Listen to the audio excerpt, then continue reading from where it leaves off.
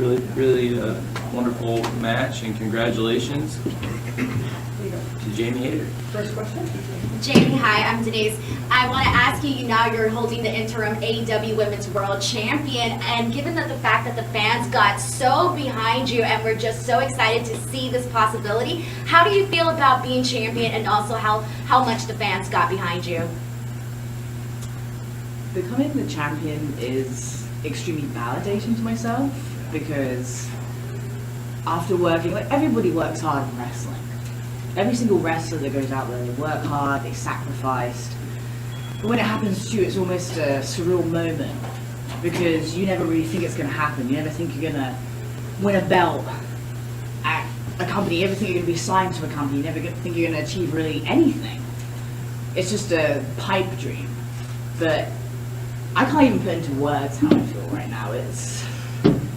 If my wrestling career ended tomorrow, God forbid, I would be so incredibly happy with everything that I've achieved, and this is definitely the cherry on top of everything.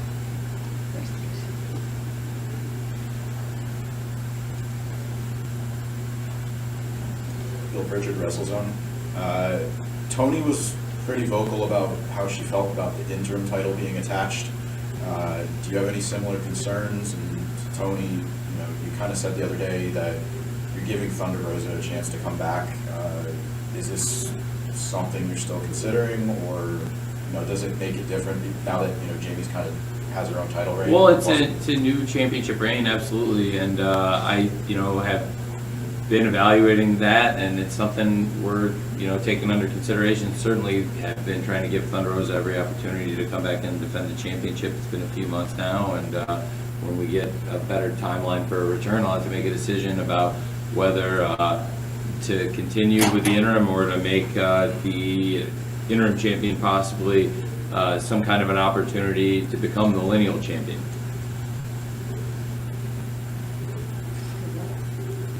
Thanks, Bill. Evening, Rich Gang, Pro Wrestling Torch. My colleague at the Torch, King Hawkins, and Tony Storms, and they talked a lot about the trust that you all had as roommates. And Tony earlier talked about the trust with folks starting in the dark, moving their way in the main events, and in this championship opportunities. Can you talk about the trust you've earned over the last few years here in AEW, and what does it mean now to sit here as the show? The trust I've earned. Wow.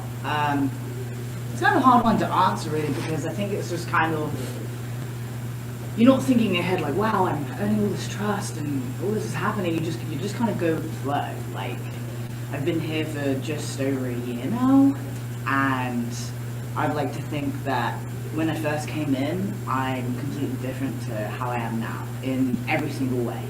So I think not only have I built trust in the company with myself, hopefully, with Tony, the women's division, but I built trust within myself to know that I am capable of doing this, and look what I did.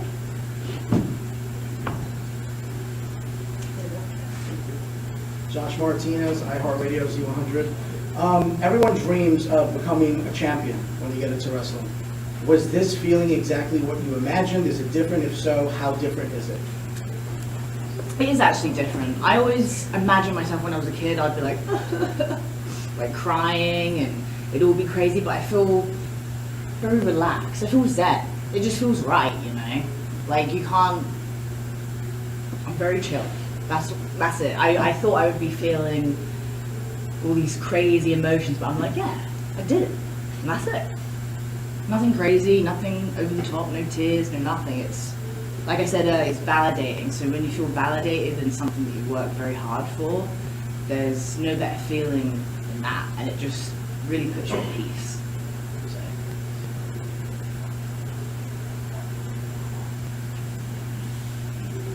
Hi Jamie, Amy, the News Wrestling. First, congratulations on your win, and congratulations on a win with the crowd so fully and emphatically behind you. You had mentioned your evolution since you first appeared in AEW. You are far different from how you were back then, and the strengths that you've shown and the talents that you've shown have impressed so many people. And now you are the interim Women's World Champion. You, however, also have a very close and dear friend in Britt Baker, who has her eyes set on reclaiming that championship. Can you talk a little bit about the dichotomy that you share as friends and as maybe even potential rivals with that Interim World Championship in the future? Wow. Me and Britt first met, and the first time we wrestled was in some dive bar in London in 2019. First time we met, wrestled, we were at Pro Wrestling Eve, had a really fun match, and from then we just kind of built this friendship after the first match. We really got on well, we clicked. She went back to America, I went over to Japan, we stayed in contact, and yeah, we just kind of built a friendship from there, and she is the reason I am at AEW. She's the whole reason I'm here. Like, she helped me so much, especially to get where I am today. So, having her as a rival for the championship, I completely welcome it. I don't think there's better rivals in the ring than friends or people that you're close to. I think that makes better matches because there's more emotion behind it. If you just wrestle someone you didn't really know or you don't have an emotional connection with, then it's just a wrestling match. But when you wrestle someone that you truly care about, everything's on the line. So I'm totally open to wrestling her anytime. And I would love it. I really would love to wrestle her again. It's been so many years. We've both got so much there. So please, anytime. If she wants it, we can do it. There you go. Thank you. Okay, last question. Last one. Will Washington, Fightful. So one of the words I've used to describe your rise a lot has been ground swelling. And part of that has to do with the fact that you've had one of the most organic rises that the AEW Women's Division has ever seen. Can you talk a little bit about some of the pressure that kind of comes with? Because in a lot of ways, the fans really got you here. The fans really decided Jamie Hayter was the people's choice. Can you talk a little bit about some of the pressure that you might be feeling as champ now to deliver on what the fans have been asking for? I'm definitely the kind of person that does the best under pressure. As much as I hate being under pressure, I like to not have stress or be anxious, but that's when I'm at my best.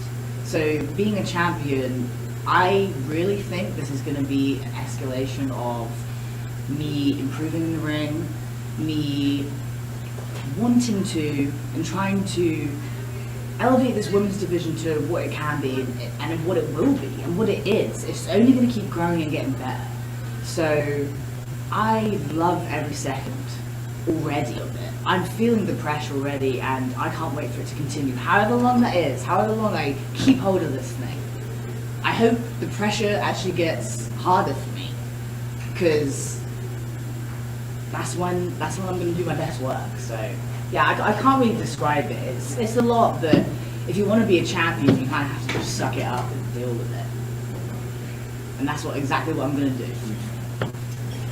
Thank you very much. Cheers. We appreciate it. Cheers.